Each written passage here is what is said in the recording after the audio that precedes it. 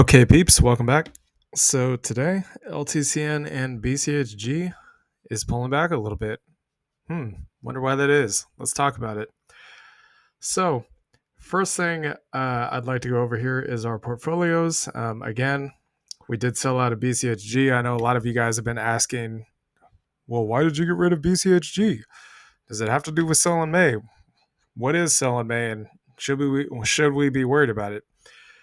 Well, whether you should be worried about selling May and go away, that's up to you. But look, the bottom line is we were just simply taking profits on our positions. We'll talk about this in a minute, but it's just simple profit taking.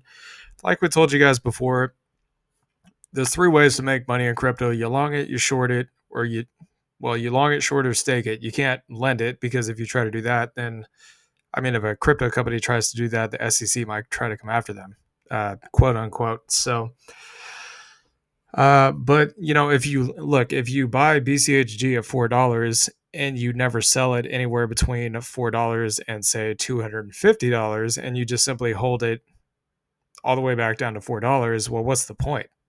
I mean, it could go up higher in the future, sure, in 10 years, 20 years, but you don't know. How many other opportunities could you take advantage of between now and then?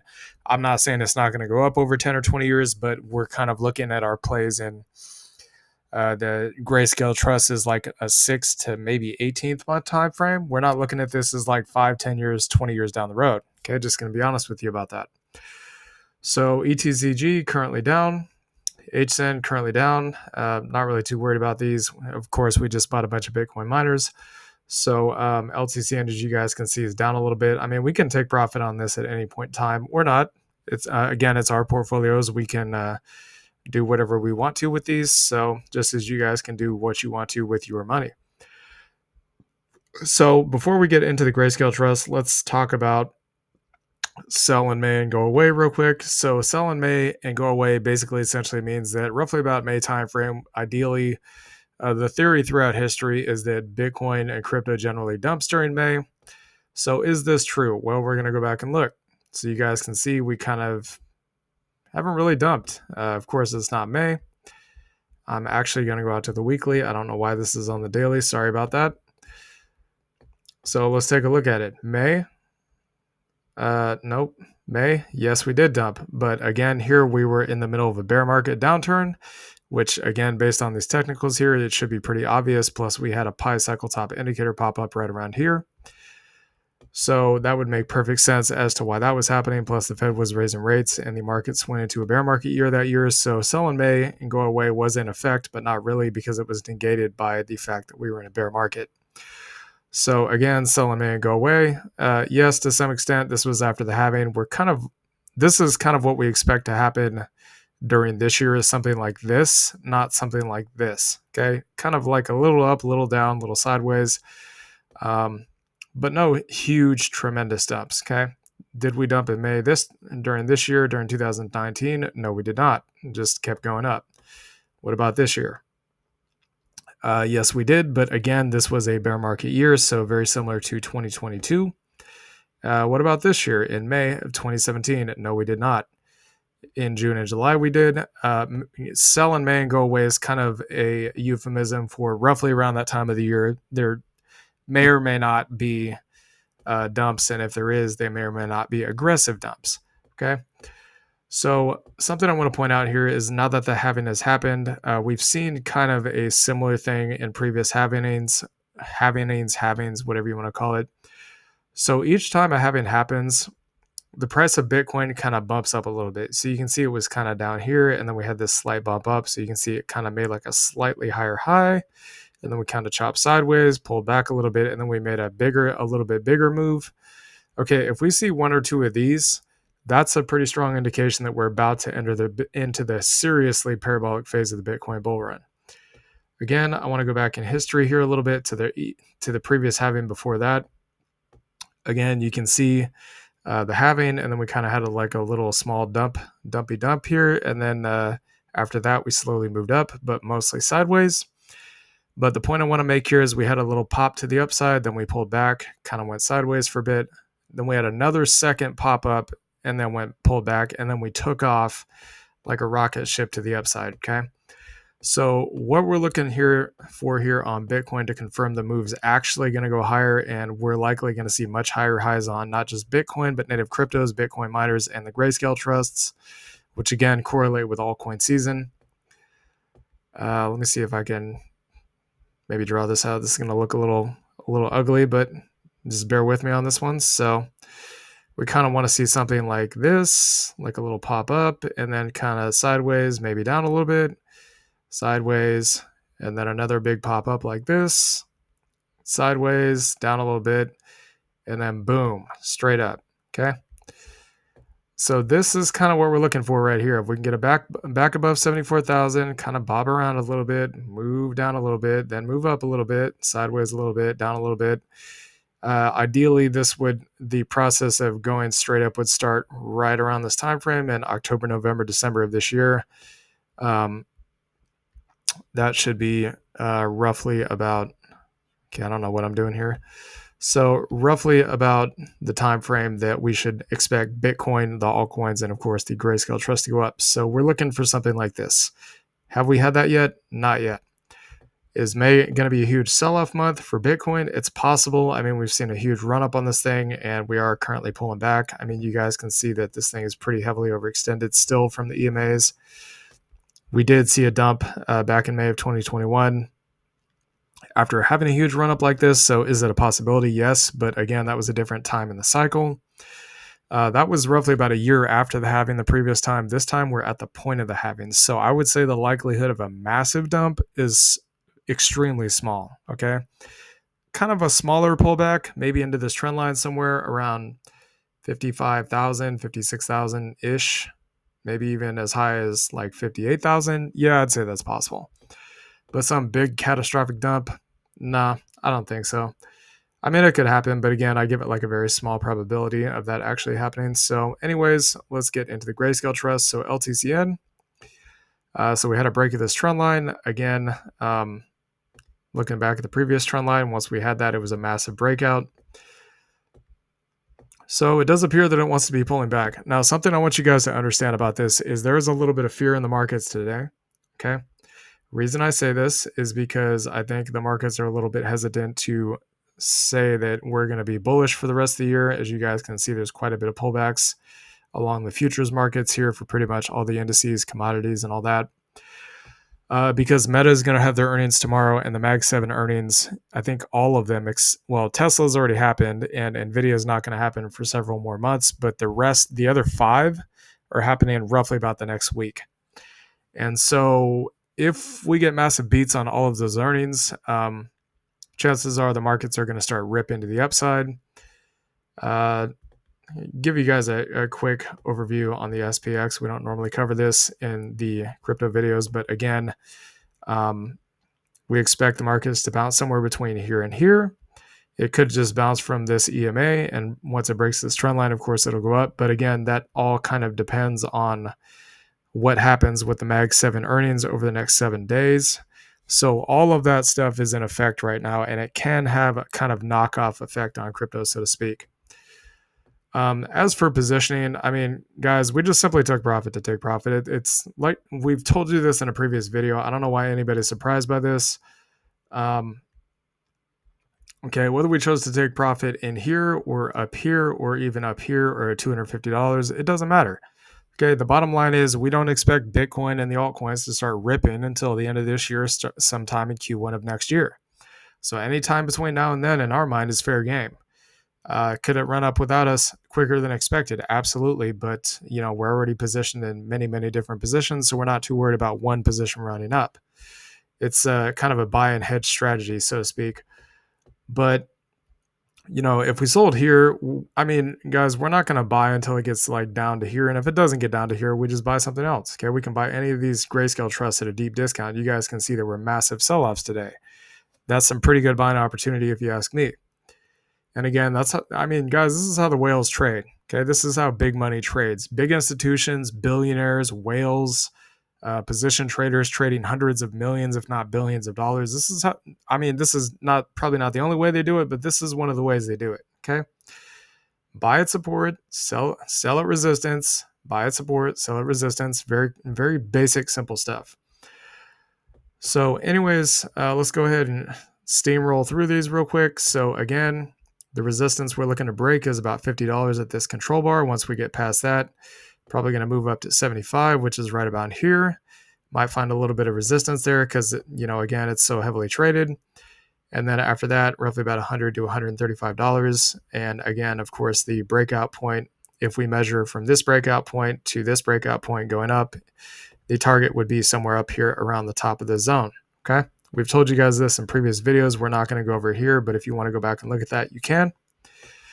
So current support is 23 to about 27. The previous high here is roughly about $55. And for those of you guys that want to know, support below that is 13 to 15. That's roughly about where our cost basis is. So if we sold LTCN, which we don't plan on doing at this point, realistically, we would not buy unless it got back down here. And again, we're creating higher lows and higher highs. So I think that's unlikely that's going to happen. So from support to the wick high, and again, where you choose to buy this at, whatever price you choose to buy LTCN at, that's up to you.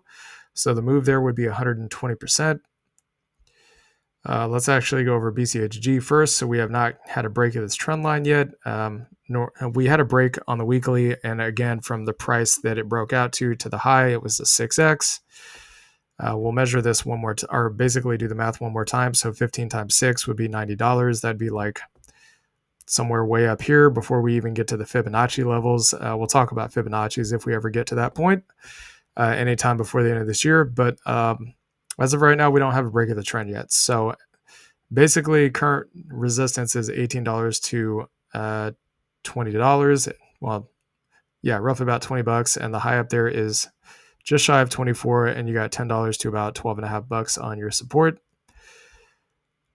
So 59% to about 77%, and then 105% respectively. And again, until we get a break of the trend line, likely it is going to come back down to the support unless if it breaks the trend line, it also has to break this resistance. Because if it breaks the trend line and does not break resistance, then it's likely just going to come back down to support anyways. So just keep that in mind. HZEN, and just quick reference for those of you guys that want to know, buying in the green boxes is the ideal time to get in. Getting out in the red boxes, the ideal time to get out.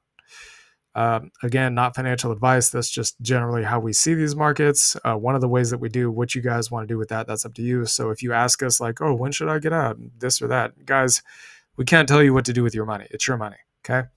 We're just simply pointing out to you what's going on in the charts and what we think is going to happen. So current support on HZEN, $4 to about $4.20. That's the price we're waiting to get back in at. $6.80 to $8 on the resistance, and up there at the wick high is $10.50. The bull flag was a failed breakout, so that is a low probability situation, but it does happen. So if you wanted to wait to get back in here at the support, you'd be looking at about 75 to 100% move up, and then to get back to that wick high is 161%. Again, we had a breakout out of this zone, but then we had a kind of a pump fake. Bears came in, said nope, sold it back down, and then we reconfirmed as resistance. So ETCG, we are considering picking up a heavy amount of this in the morning because it is perfectly aligned with the support and trend line. Again, it could go lower, but there's a lot of support here. You have the EMAs, the channel, the trend line, and the support all kind of holding this overall level, so to speak, roughly between $13 to about $15.75, and then the resistance is $17.70 to about $20. So just from the current level back up to resistance is about 31 to 50%. Just to give you guys an example, every single stock swing trade, not crypto, stock swing trade that we take, we only generally look for about 15% on one move, okay? So you're talking, for us, this would be about the equivalent of 2 or 3 trades just for this one move. So it's pretty substantial upside, even though it's relatively small for crypto. So it looks like we might be trying to test breaking down from this this trend line here. As you guys can see, it bounced multiple times off this trend line with these wicks, but we might be about ready to break it. Nothing set in stone at this point, but if it does bottom out, it's probably going to bottom out somewhere around this 32, 33, 4-ish dollar level. That's where a lot of those candle body tops are. I think it's a little early to say if it's going to go down there yet or not. We, again, still have 2 days on this candle, so we don't yet know if this is going to be confirmed or not. So we'll just say that maybe the buy-in area is somewhere between $32 to roughly about $42. So I know it's a wide range, but this is kind of a funky chart. So if you decided to get in anywhere in there, the move up from that point would be about 46% to 64% respectively, and 94% all the way back up to the wick high there, and the resistance is 53 to about 58.5. ETH still holding the handle pattern or falling channel, whatever you want to call it, descending channel, which is generally a bullish pattern. The target on the channel, if it was a channel, would be the top of it, which is pretty much $30. However, if it plays out as a cup and handle, then the target is all the way up here at $55 or so. Again, I would say likely support is going to be somewhere between this zone, so 17 to 18 bucks, or along this trend line. So pretty much you could say anywhere between 17 to roughly about $21 on support. Resistance is going to be about $25 to $29. And again, we don't need to go over all these zones because we covered this content pretty much almost every day. So we'll just assume you got in at 20 bucks. Just pick a random number here. You'd be looking at about 20 to 40% just to get back up to that zone there. And then if we zoom out a little bit more, from roughly about that same level, you'd be looking at about 94% to 125%. And then that cup and handle pattern is probably going to be a little bit closer to about 150% would be my guess. Yep, roughly about 150%, 158%. Okay, so Zcash, this is one we are definitely looking at getting into. It's getting pretty close to that support zone, but again, we don't want to buy it until it gets there. So that support is roughly about 440 to 510. Resistance is going to be about 740 to 790. And the wick high up there, as you guys can see, is going to be about 1020. So from the support to the resistance, about 54%, 66% respectively, and then 110%. GSOL, this is a very bearish looking candle, even though it's still green. That's what's known as a shooting star. If this thing turns red, we are expecting, and if it turns red and it confirms as a shooting star, we are expecting a break of this trend line. Where is it going to go? Likely it might bounce somewhere around maybe 284, although I wouldn't count on it because these couple of wicks here just aren't enough support to hold, in my opinion.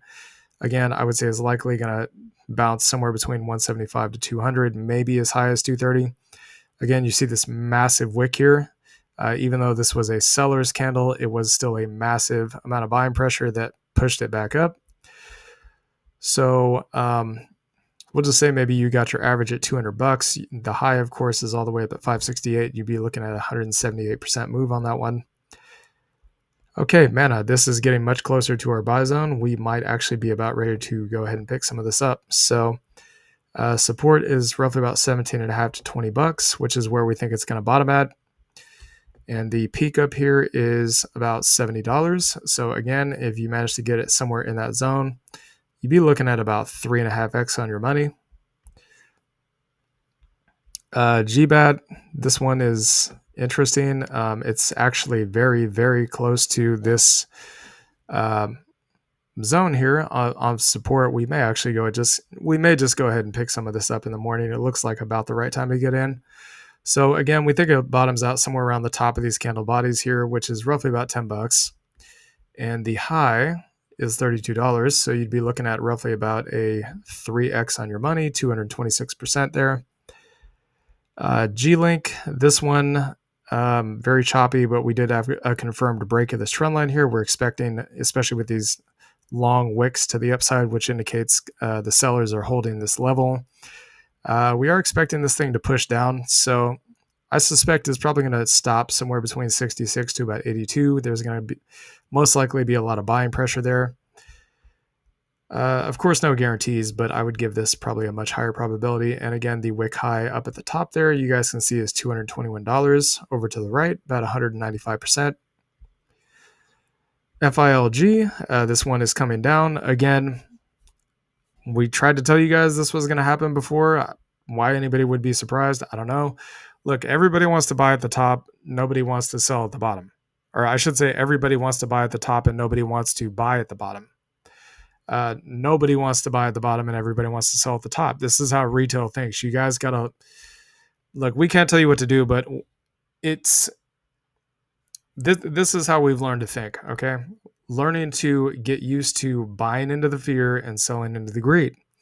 That's what smart money does. So whether you guys do that or not, that's up to you.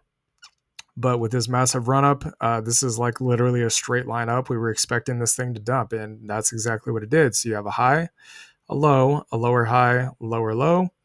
That, generally speaking, even though this looks really ugly, that is lower lows and lower highs, which indicates a bear trend.